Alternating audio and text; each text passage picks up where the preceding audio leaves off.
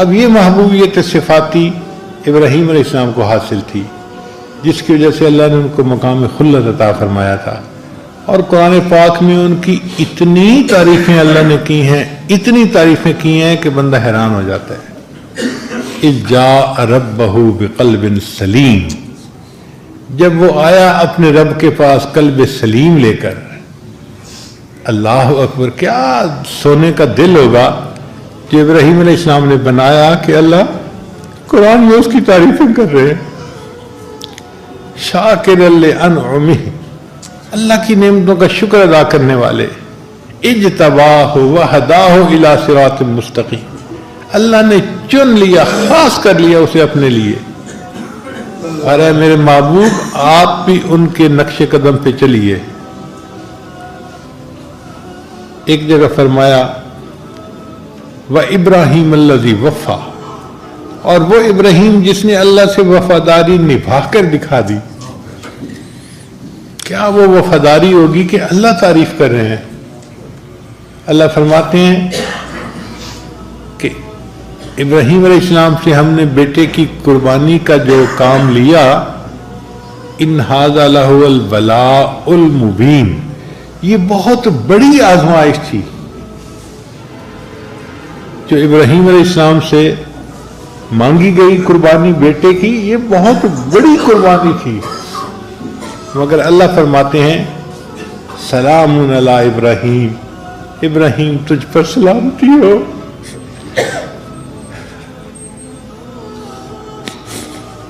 ابراہیم تو جیتا رہے، ہماری زبان میں اس کا ترجمہ یہ بنے گا۔ اب جیسے کسی بچے سے خوش ہوتے ہیں نا تو عورت دعا دیتی ہے، اے بیٹے تو جیتا رہے، سلام علی ابراہیم، بالکل یہی مانے، ابراہیم تو جیتا رہے، تو نے کتنی بڑی قربانی دی۔ اللہ فرماتے ہیں پھر ہم نے اس قربانی کو بعد میں آنے والوں کے لیے بھی جاری کر دیا، وَتَرَكْنَا عَلَيْهِ فِي الْآخِرِينَ سلام علی ابراہیم۔ تو ابراہیم علیہ السلام سے اللہ کو جو تعلق تھا، ابراہیم علیہ السلام کو محبوبیت صفاتی کا تعلق تھا، اللہ نے ان کو اپنا خلیل بنا لیا۔ تو نبی علیہ السلام کے دل کی تمنا تھی کہ یا اللہ، محبوبیت ذاتی تو آپ نے مجھے اپنی رحمت سے عطا فرما دی، اب میں دنیا میں ایسا بن کے رہنا چاہتا ہوں کہ مجھے محبوبیت صفاتی بھی نصیب ہو جائے، تاکہ چیز اپنے کمال کے درجے تک پہنچ جائے، اجماع ہو جائے محبوبیت صفاتی اور محبوبیت ذاتی کا۔ تو نبی علیہ السلام نے یہ درود شریف پڑھا، اللہم صلی علی محمد وعلی آل محمد کما صلیت علی ابراہیم وعلی آل ابراہیم انک حمید مجید۔ پھر پڑھا اللہم بارک علی محمد وعلی آل محمد کما بارکت علی ابراہیم وعلی آل ابراہیم انک حمید مجید۔ تو یہ اصل میں نبی علیہ السلام اس کمال کو پسند کرنا چاہتے تھے، یعنی نبی علیہ السلام چاہتے تھے کہ میری حقیقت محمدی جو ہے وہ حقیقت احمدی کے ساتھ متصل ہو جائے۔ آپ کا نام محمد اس دنیا میں تھا، آخرت میں آپ کا نام احمد ہوگا۔ تو نبی علیہ السلام کی حقیقت کے دو پہلو ہیں، ایک ہے حقیقت محمدی اور ایک ہے حقیقت، جو حقیقت محمدی تھی وہ تمنا کرتی تھی کیا میں اللہ کا شکر گزار بندہ کیوں نہ بنوں، اللہ نے تو گناہوں کے معاف ہونے کا وعدہ فرما دیا۔ تو نبی علیہ السلام فرماتے ہیں افلا اکون عبدا شکورا، کیا میں اللہ کا شکر گزار بندہ نہ بنوں۔ وہ جو حقیقت محمدی تھی وہ تڑپتی تھی کہ کاش میں عروج حاصل کروں حتیٰ کہ حقیقت احمدی کے ساتھ وصل ہو جاؤں۔ اس لیے نبی اسلام مجاہدہ فرماتے تھے، مشقت اٹھاتے تھے، دین کی خاطر آپ نے بہت قربانیاں دی۔ اور امام ربانی مجدد ثانیہ نے اپنے مکتوبات میں لکھا ہے کہ نبی علیہ السلام نے جو امت کو دین سکھایا اور امت نے نیکیاں کی، اب اس کا ثواب نبی علیہ السلام کے اعمال نامے میں بھی گیا نا، الدال علی خیر कफ़ाइले, तो ये सवाब नबी इस्लाम के भी हिस्से में गया। और ये इतना सवाब कि मुजद्दिद साहब फरमाते हैं कि नबी इस्लाम के पर्दा फरमाने के 1000 साल के बाद हकीकत मोहम्मदी को उरूज हासिल हुआ और वो हकीकत अहमदी के साथ मुत्तसिल हो गई। अब नबी इस्लाम की दोनों हकीकतें एक हैं। आपको अल्लाह ने महबूबियत ज़ाती भी दी है और आपको अल्लाह ने महबूबियत सिफाती भी दी है। और ये महबूबियत सिफाती दुनिया में मिल सकती थी और नहीं कहीं मिल सकती। दुनिया ही है जिसमें इंसान आमाल करे तो उसको अल्लाह ताला रूहानी तरक्की अता फरमाते हैं। तो इसलिए दुरूद शरीफ आ गया। अब दुरूद शरीफ के बाद फिर दुआ सिखाई गई। तो देखो कितनी खूबसूरत दुआ, रब्बी जालनी मुकीम अस्सलाति व मिन ज़ुर्रियती रब्बना व तक़ब्बल दुआ रब्बना इग़फ़िरली व लिवालिदैया व लिलमुअमिनीना यौम यक़ूमुल हिसाब। अब आप सुब्हानकल्लाहुम्मा से लेके यौम यक़ूमुल हिसाब तक देखें, क्या खूबसूरत मज़मून है नमाज में। और अगर इंसान को इन मानी का अंदाज़ा हो और पता हो कि मैं अपने रब के सामने खड़ा हूँ, तो इंसान अपनी नमाज को एंजॉय करता है। इसलिए नबी अलैहि सलाम फरमाते थे कुर्रतु ऐनी फिस्सलाह, मेरी आंखों की ठंडक नमाज में है। नबी अलैहि सलाम इसलिए फरमाते थे अरहनी या बिलाल, बिलाल अजान दे मेरी आंखों को ठंडक पहुंचा दे। नबी इस्लाम नमाज के वक्त का इंतज़ार किया करते थे।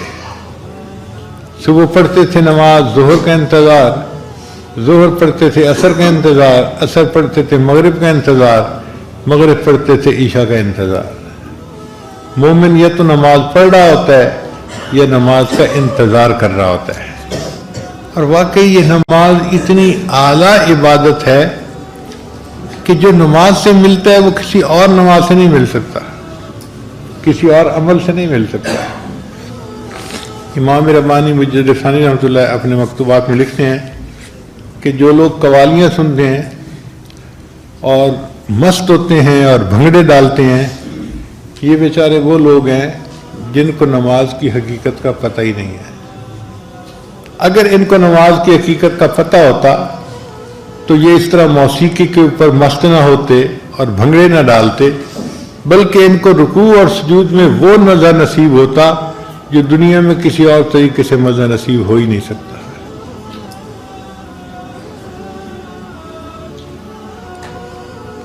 इसलिए हमारे मशाइख जो बैत होते थे ना, तो उनका मकसद यही होता था कि अपने शेख से नमाज के असरार व रमूज सीखें और अपने अकाबिर जैसी नमाज पढ़ना हमें भी हासिल हो जाए।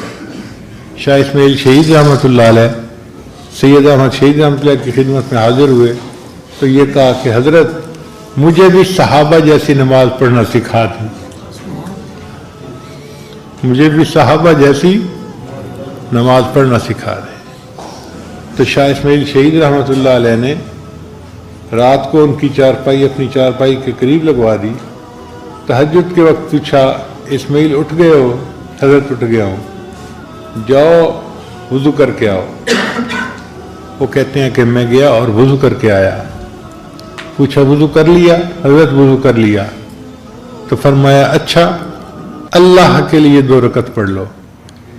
वो फरमाते हैं कि शाह सैयद अहमद शहीद रहमतुल्लाह ने ये जो लफ्ज़ कहा ना कि अल्लाह के लिए 2 रकत पढ़ दो, इसने मेरे दिल का ताला ही खोल दिया। मैं नमाज में खड़ा हुआ, मेरे आंसू नहीं थमते थे, वो ताले खुल गए थे। और उस दिन मैंने पहली मर्तबा ऐसी नमाज पढ़ी कि मुझे गुमान हुआ कि शायद सहाबा ऐसी नमाज पढ़ते थे। इस नमाज को हमें सीखना चाहिए और इसको ऐसे पढ़ना चाहिए कि अल्लाह को पसंद आ जाए, हमारी नमाज अल्लाह को पसंद आ जाए। इसलिए साजिद ने आप हज़रात की खिदमत में आज नमाज के बारे में चंद बातें अर्ज कर दी। अल्लामा इकबाल ने बहुत अजीब शेर कहा है, इश्क अगर तेरा न हो मेरी नमाज का इमाम, मेरा क़याम भी हिजाब मेरा सुजूद भी हिजाब। اللہ کا عشق جو ہے وہ ہماری نماز کا امام ہو، پھر نماز نماز ہوگی۔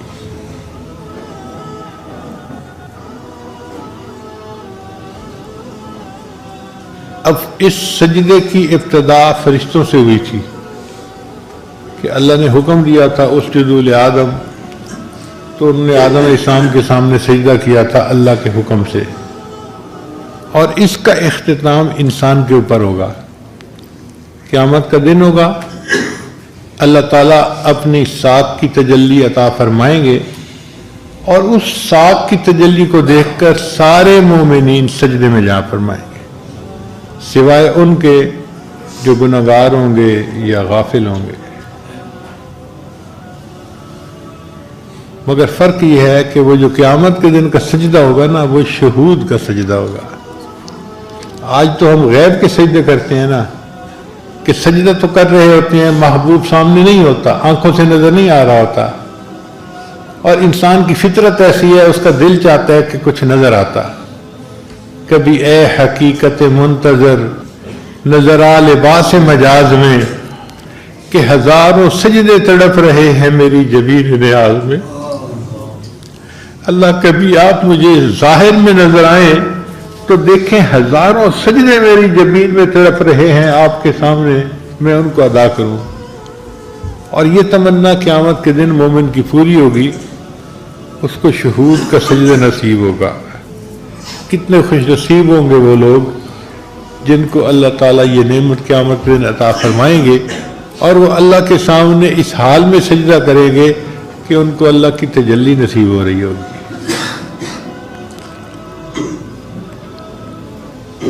میری زندگی تو فراق ہے، رگ جاں سے لاکھ کری سہی، وہ نگاہ شوق سے دور ہے، رگ جاں سے لاکھ کری سہی۔ شاعر کہتا ہے کہ اللہ تیرا بیت اللہ دیکھنے کا موقع تو ہمیں نہ مل سکا کہ ہم جاتے تو بیت اللہ کے سامنے جا کے سجدے کرتے، چلے ہم یہیں سجدہ کر لیتے ہیں۔ تیرا در تو ہم کو نہ مل سکا، تیری راہ گزر کی زمین سے ہی، تیرا در تو ہم کو نہ مل سکا، تیری راہ گزر کی زمین سے ہی، ہمیں سجدہ کرنے سے کام ہے، جو وہاں نہیں تو یہیں سے ہی۔ اللہ ہم نے تو سجدہ کرنا ہے نا، اگر نہیں زیارت نصیب ہوئی تو کوئی بات نہیں، ہم یہیں پہ سجدہ کرتے ہیں، مگر اس طرح کرتے ہیں جیسے آپ ہمارے سامنے ہیں۔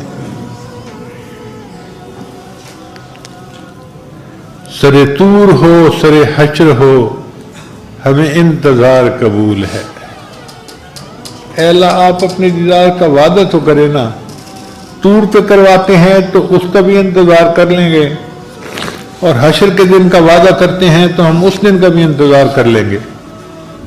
سر طور ہو سر حشر ہو، ہمیں انتظار قبول ہے، وہ کبھی ملیں وہ کہیں ملیں، وہ کبھی صحیح وہ کہیں صحیح۔